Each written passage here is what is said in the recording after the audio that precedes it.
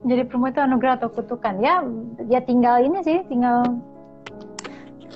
perempuannya, balik lagi ke perempuannya mau menjadikan itu sebagai anugerah atau menjadikan itu sebagai kutukan. Ada hal-hal nih, menjadi perempuan cantik kadang-kadang diistimewakan untuk sesuatu misalnya gitu. Tapi juga disepelekan, kadang-kadang disepelekan. Biasanya cantik doang dia, nggak ada otaknya, nggak bisa mikir nih gitu. Ada begitunya tidak enak. Ada lagi, wah dia jelek sih, untung pinter. Salah lagi, harus jadi gimana sih jadi perempuan ya? Serba salah ya, Kakak Maria. Ada dua kata kunci nih dari penjelasan ya terkait pertanyaan Fani ya. Jadi yang pertama adalah stigma yang inferioritas itu terhadap kaum perempuan, dan yang kedua adalah persoalan konstruksi kebudayaan tadi. Nah, saya agak berhati-hati untuk tidak menggunakan istilah kutukan ya, karena itu menurut saya terlalu fatalism. Karena kutukan itu sesuatu yang terberi ya, taken for granted, dia sifatnya transcendent gitu loh. Seolah-olah itu hanya menempatkan kaum perempuan itu seperti wayang yang dimainkan oleh dalang sang pencipta gitu. Sementara urusan untuk menjadi bla bla bla bla itu adalah konsekuensi dari pilihan-pilihan hidup yang kita buat gitu. Karena kita sudah diberi perangkat yang namanya akal pikiran itu. Gitu loh. Jadi Tuhan sebenarnya tidak mencipta satu orang pun di dunia ini dengan kata bodoh gitu, nggak ada. Orang bodoh kan dia nggak mau belajar aja, dia nggak mau memanfaatkan akal pikirannya aja. Volume otak manusia diciptakan oleh Tuhan ya, laki-laki dan perempuan sama kapasitas.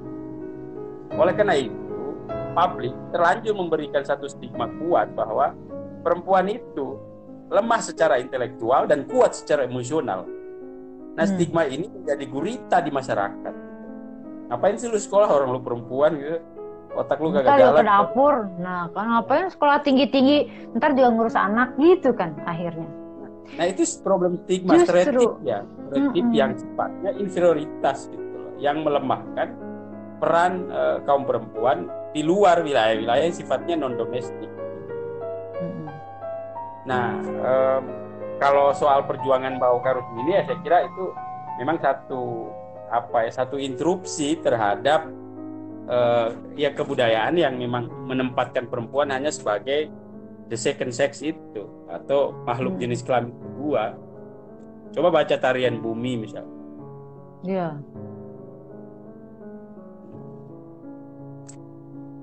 Semua bukunya Oka Rusmini itu begitu. Di Indonesia ini, Ratna, itu perempuan tidak hanya menyediakan sesajen pagi hari dan ini jauh lebih keras. Jam 5 pagi itu mereka udah nyambut hasil tangkapan ikan dari para suaminya gitu. Terus untuk menjangkau pasar itu dia harus menyeberangi lautan dengan jarak tempuh 1 jaman atau ya 40 menit atau 30 menit lah. Dengan perahu yang serata permukaan air laut gitu. Perahunya nggak gede-gede banget. Mereka yang ngangkat sendirian itu, kamu bayangin aja tuh ikan isi basko, isi es batu yang gede. Baskom isi. Iya itu katakanlah ya sekitar, kalau ikan yang banyak ya mungkin sekitar 10 sampai 20 kilo lah. Gile, berat bener. Oke, dia melintas, dia menyeberangi lautan yang berombak, lautnya tidak tenang seperti danau gitu. Itu silap-silap tenggelam ya udah lewat koit gitu. Perjuangan. Itu pagi hari udah begitu, tembus ke pasar gitu. Sampai siang hari jam 1 gitu. Udah gitu dia harus beli, ya dia beli beras, dia beli sayur, dia beli gula, kopi apa gitu. Terus nyebrang lagi lautan pulang ke tempat mereka. Nah habis sampai sana dia masak gitu, dia nyiapin makanan, malam dia harus lembur segala macam. Paginya begitu lagi. Tetapi dia masih bisa bekerja, masih nyapu, masih masih masak di rumah, masih ngidangin ini, dan nggak pernah mengeluh gitu loh. Perempuan maritim ini, perempuan bahari ini di depan mata gue setiap hari ini. Potret sosial kami di sini tuh seperti itu, dan nggak ada keluhan. Mereka nggak pernah mengeluh gitu. Mereka seperti menerima itu sebagai suatu bentuk keberadaan mereka yang sangat ilahiyah sifatnya gitu loh, yang transendental, dan disitulah mereka merasa ada gitu sebagai perempuan di muka bumi. Artinya soal cara berpikir ini ada dua sudut pandang yang berbeda gitu loh. Dari peradaban kontinental atau peradaban darat, dalam tanda kutip westernis atau barat ini melihat perempuan, dan dari kacamata kebudayaan timur. Kebudayaan timur itu bukan bicara soal timur Indonesia, enggak ya, dalam skup yang sangat luas gitu loh peradaban ini. Dan dia mewakili peradaban bahari atau peradaban laut ini. Nah, dua kutub kebudayaan ini berbeda gitu loh, baik dalam konteks cara berpikir maupun dalam konteks bagaimana mereka bersikap dan menjadikan itu seperti sesuatu yang diimani di dalam hati mereka gitu. Sampai kayak gitu.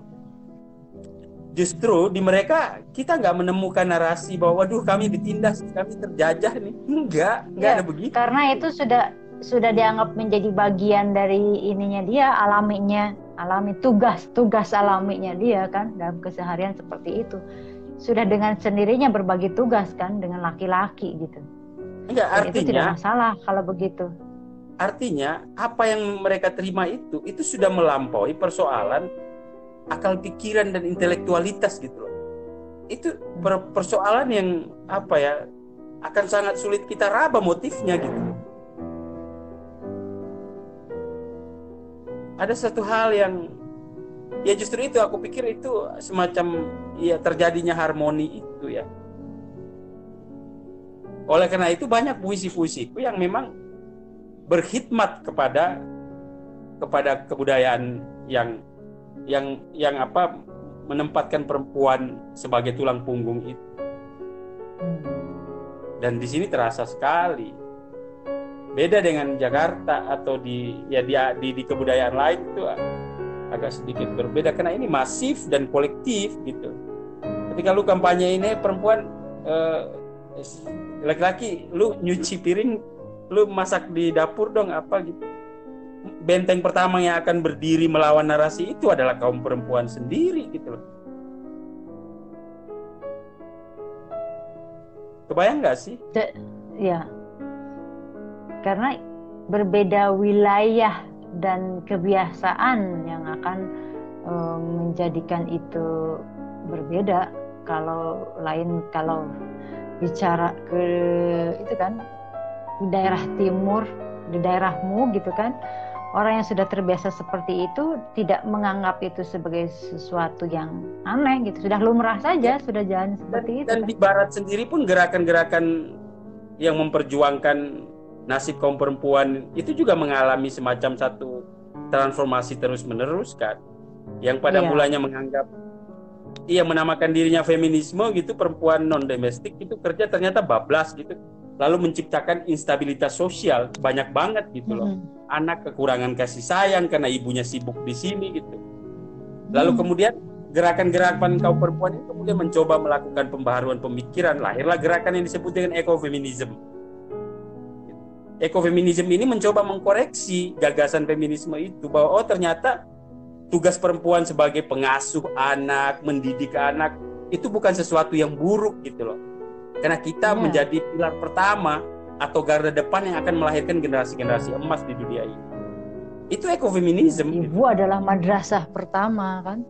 Iya. Ibu itu madrasah pertama untuk anak-anaknya. Jadi kalau feminisme dia nggak cuman begitu, dia lebih mengutamakan itu kan, makanya muncul yang disebut dengan feminisme sosialis, marxis, segala macam kan gitu. Ada problem gitu loh. Artinya nggak berjalan baik-baik saja gitu.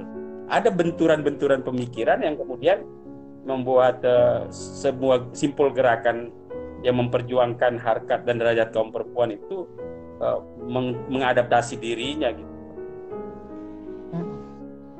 Iya. Gue jadi berapi-api ya bicara ini. Udah bahas kolonialisme, revolusi, perempuan, wah sudah. Apalagi nih kita akan bahas. Balik lagi. Yang belum muncul tuh jatuh cintanya, gagal move on-nya, apa ya? Ayo dong.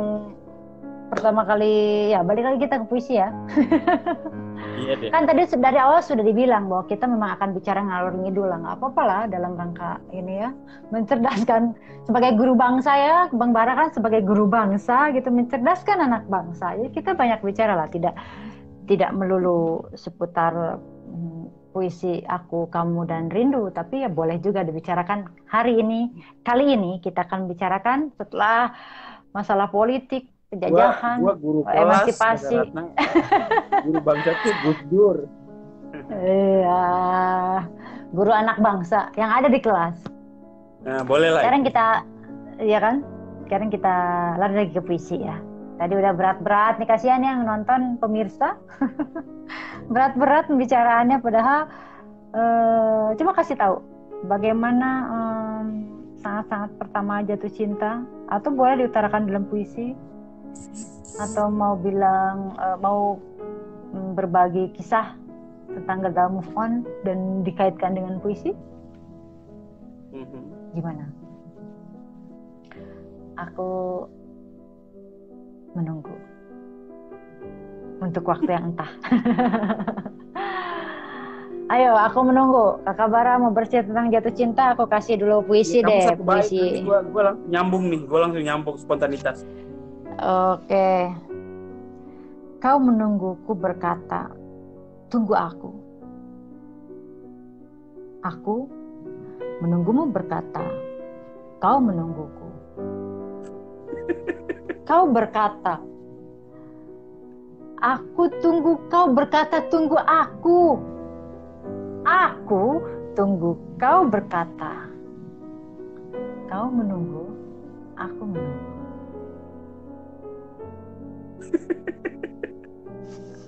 Udah. Memang kelihatan banget kamu pandai memutarbalikkan diksi itu ya. Hanya 3 kata loh itu. 3 kata kamu muter terus jadilah satu frase gitu. Ya, untuk waktu yang entah. Berapa kilometer lagi yang harus aku tempuh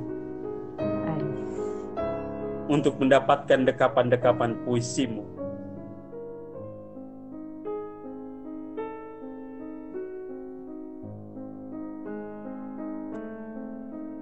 Lagi?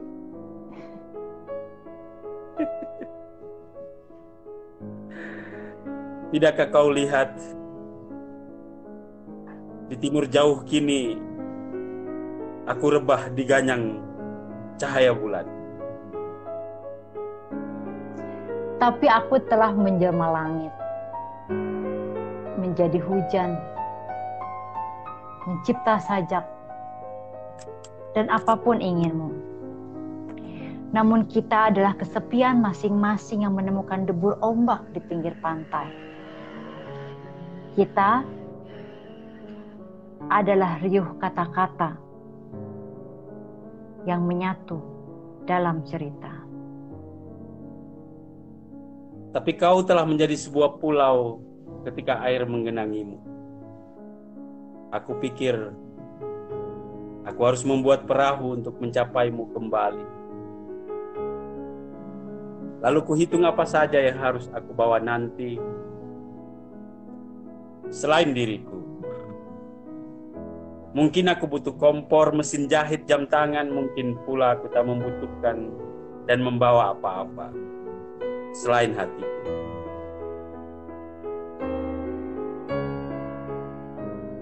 Dan selain hatimu itu, takkan ada yang sia-sia. Matahari takkan berhenti bersinar. Maka aku harus tetap tegak, berdiri, pancangkan kaki, menempuh terjal sisa perjalanan, apapun yang terjadi. Meski hatiku tak seperti matahari, tapi cukup terang menuntunku di lorong panjang menujumu. Asik, masuk Pak Eko. Terusin. Aduh, ini udah mulai deh.